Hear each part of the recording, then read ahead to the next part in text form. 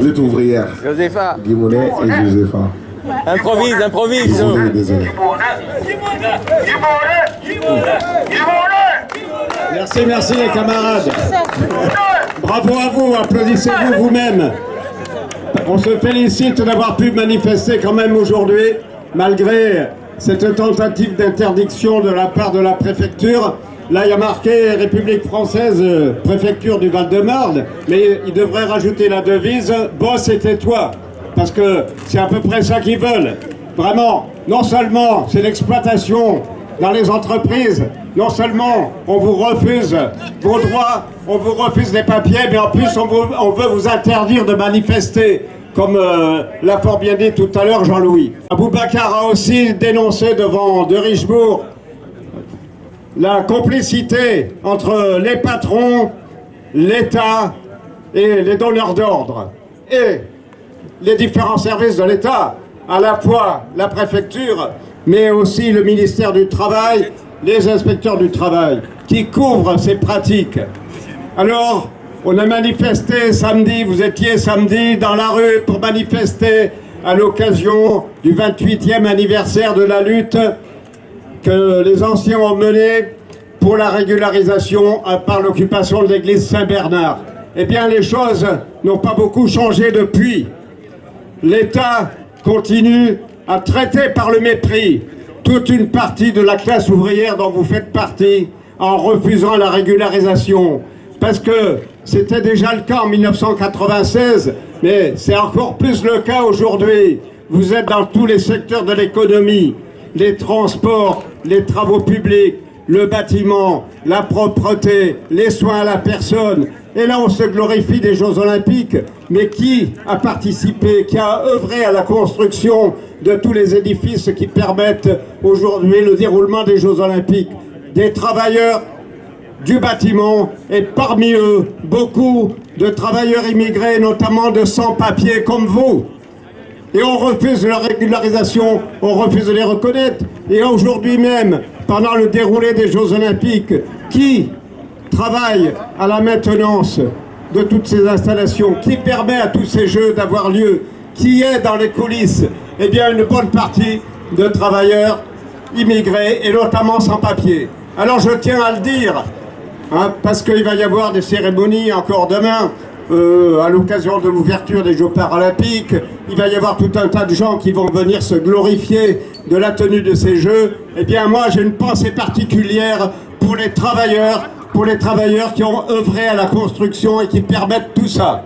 Alors voilà, oui, vous êtes aux prises avec un État qui refuse vos droits, vous êtes une partie intégrante de la classe ouvrière, et je tiens à dire que là, aujourd'hui, encore une fois, oui, il faut affirmer, travailleurs français immigrés tous unis, parce qu'ils veulent nous diviser, ils veulent qu'on se dresse les uns contre les autres, ils voudraient mettre dans la tête des travailleurs qui ont des papiers ou des travailleurs français que tout ce qui va mal dans le pays, c'est la faute aux étrangers, c'est la faute aux migrants, à tous ces gens-là qui sont des profiteurs, qui sont voire des délinquants, voire des terroristes. Alors, moi je tiens justement à affirmer qu'il ne faut pas qu'on se laisse diviser. Et je tiens à affirmer, au nom de lutte ouvrière, notre solidarité avec votre combat. Voilà. Alors aujourd'hui, il y a des tractations au niveau du gouvernement et beaucoup attendent de savoir ce qui va sortir de tout ça. Eh bien, à mon avis, il ne va rien sortir de bon de tout ça. Parce que qui c'est qui commande derrière le gouvernement? C'est le grand patronat, c'est le grand capital. Et eux, ils ont déjà donné la feuille de route. Ils ont dit qu'il n'est pas question de remettre en cause les réformes qui ont été faites par Macron sur le droit à la retraite, qui a été repoussé à 64 ans. Il n'est pas question d'augmenter les salaires, et ainsi de suite. Il n'est pas question de remettre en cause toute cette politique, et notamment la loi immigration de Darmanin et tout, qui a été mise en œuvre par ce gouvernement au service des intérêts du patronat.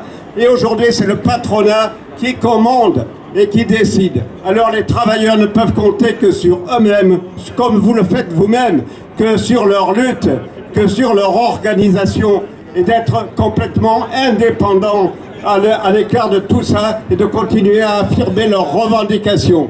Je passe la parole à Josépha. Allez, Jo! Bon, bah, camarades, j'ai mal à ma classe. J'ai mal à ma classe parce que justement, ma classe, elle est attaquée de toutes parts. Et ma classe, c'est vous. C'est tous les travailleurs autour de nous.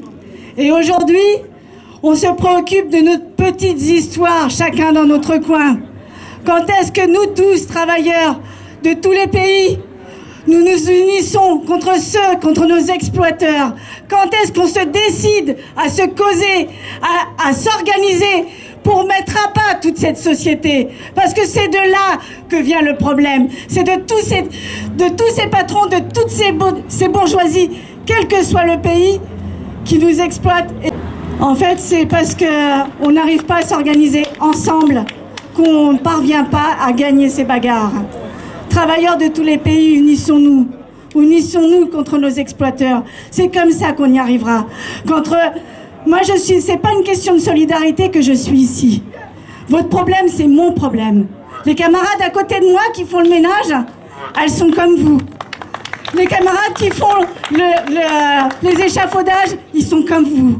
Et moi, je veux pas détourner le regard. Alors ne détournons pas le regard, organisons-nous ensemble et on gagnera, les copains. Du moins, j'espère.